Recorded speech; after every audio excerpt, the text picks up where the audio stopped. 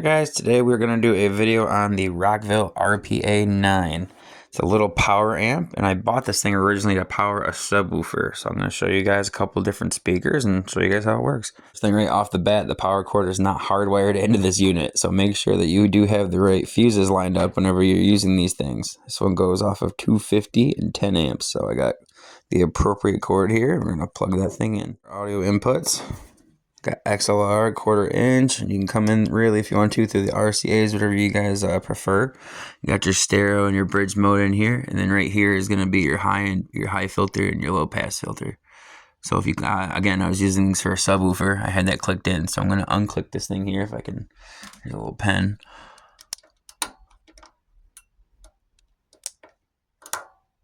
There we go. So full range. So this thing's going to be set up to run off of this big bad boy here. This is a 3,000 watt amp, and well, peak RMS, it only goes for about 800, and this thing is rated for 1500 RMS, so a little underpowered for the speaker, but we're going to try it out with this one, and then we're going to try it out with that puppy. So that one is a little bit better of a match, but we're going to find out. Show you guys how I'm getting signal to this thing. So again, we're coming out through our aux, coming right into the RCA cables on this guy, and then I'm running this thing in bridged down into my speaker. So let's start this thing up and see what's going on here. Alright, so we got our power. We're going to be running through channel A here. I got this thing cranked up pretty good because it's pretty low power. Again, it's only 800 watts. Oh, gotta mess with our computer as usual. Okay, let's try one more time. There we go. Got my bass turned down. Everything's going to stay right about here for now. Turn it down a smidgen there. Turn my gain down a little bit. Alright, decently loud. And again, this thing's 1500 watts RMS. This thing's 800, so a little mismatch, but let's turn it up for the drop here.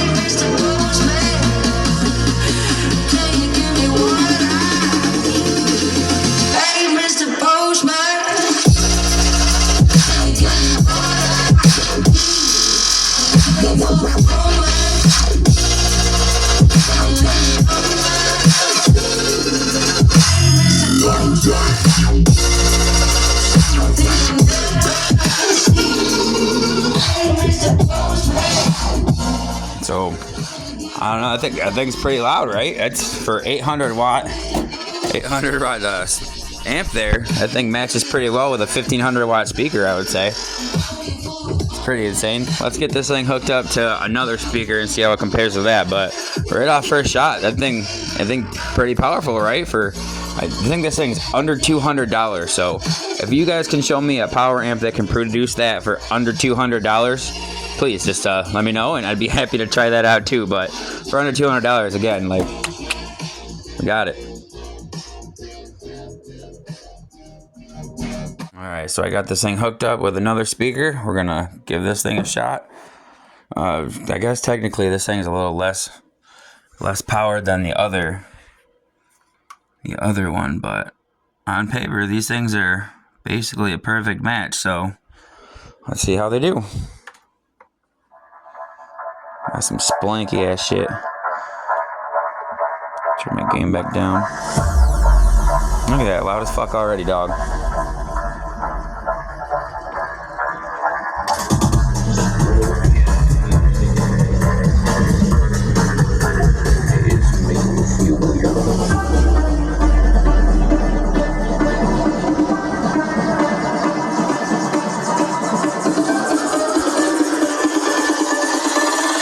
Person in the car next to me is listening to some spelunky ass.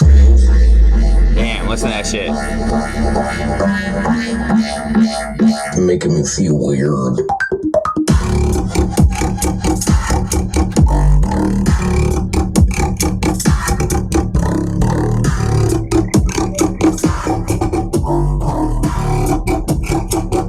What?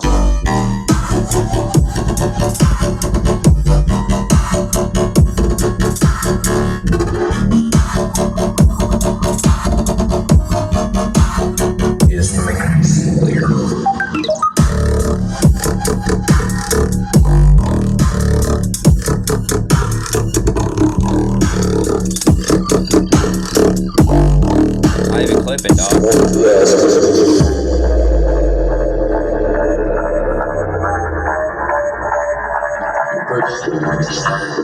It's a good match. It's making me feel weird. So, bear with me. It's good if you're only using one of these things. I can't imagine if you had both these plugged up that each one of these channels would be able to power one of these. But just in bridge mode, this thing is smacking.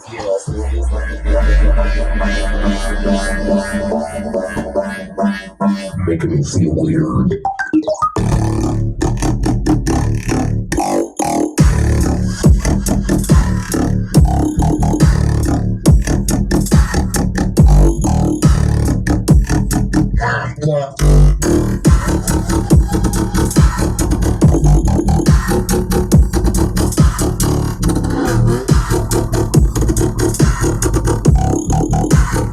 It's making me feel weird.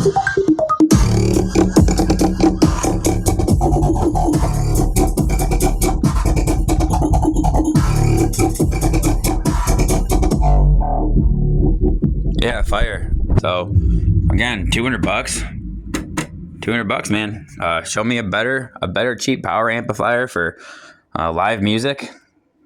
Please, I'll take suggestions. But yeah, any questions? Let me know on this thing. It's again, it's the first time I used it on like a big speaker like this, and I'm kind of blown away. I'm used to just using it on my little subs, and it powers out plenty. But yeesh. Thanks for watching, guys. Any questions? Just let me know, and I'll be happy to answer them. Thanks.